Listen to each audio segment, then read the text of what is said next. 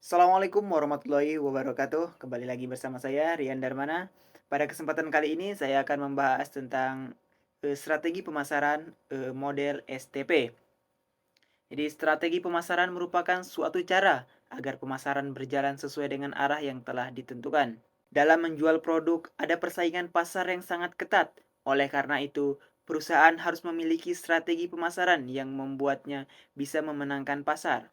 Salah satu strategi yang dapat digunakan adalah segmenting, targeting, positioning atau yang biasa disebut dengan STP.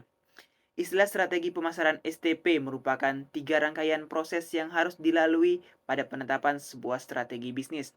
Hal ini berlaku untuk berbagai jenis bisnis, produk baik dari industri barang maupun jasa, dan juga cara pemasarannya baik dari offline maupun online. Strategi pemasaran STP sangat berpengaruh terhadap citra, brand image, hingga pemasaran secara keseluruhan. Strategi pemasaran STP yang pertama yaitu ada segmenting. Segmenting merupakan segmentasi pasar, yaitu pembagian pasar menjadi kelompok-kelompok pembeli yang berbeda berdasarkan kebutuhan dan juga karakteristiknya. Segmentasi pasar akan memudahkan perusahaan untuk melakukan jenis marketing yang sesuai untuk mencapai target penjualan.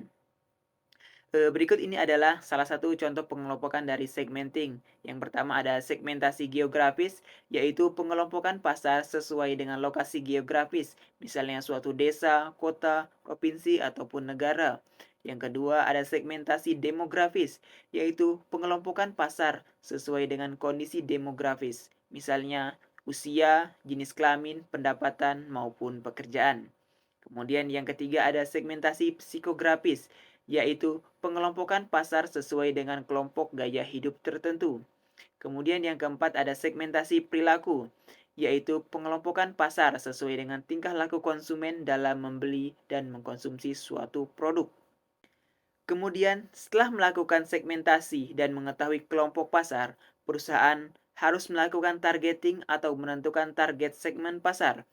Artinya, perusahaan harus mengevaluasi setiap segmen pasar dan menentukan segmen pasar mana yang paling potensial sebagai target pemasaran.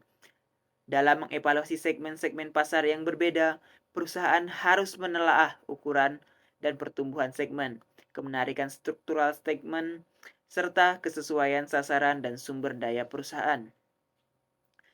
Ada tiga kriteria yang harus dipenuhi perusahaan pada saat mengevaluasi dan menentukan segmen pasar yang mana akan dijadikan target pasar.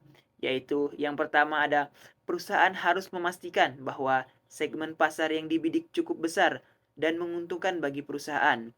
Ataupun perusahaan dapat saja memilih segmen yang kecil, namun segmen harus mempunyai prospek menguntungkan di masa yang akan datang. Yang kedua ada strategi targeting ini harus didasarkan pada keunggulan kompetitif perusahaan yang bersangkutan. Keunggulan kompetitif merupakan cara untuk mengukur apakah perusahaan memiliki kekuatan dan keahlian yang cukup memadai untuk menguasai segmen pasar yang dipilih atau tidak. Kemudian yang ketiga ada segmentasi pasar.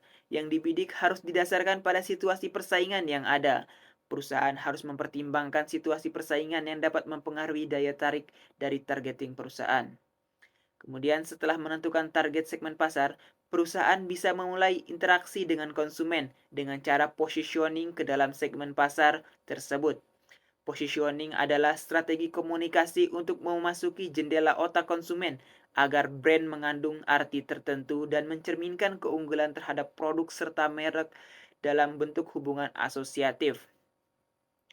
Positioning dilakukan sesuai dengan segmen pasar yang dipilih pada targeting. Representasi produk dalam positioning dilakukan dengan kebutuhan atau karakteristik segmen pasar, sehingga calon konsumen dalam segmen pasar tersebut merasa terkait dengan produk perusahaan atau produk tersebut sesuai dengan kebutuhannya.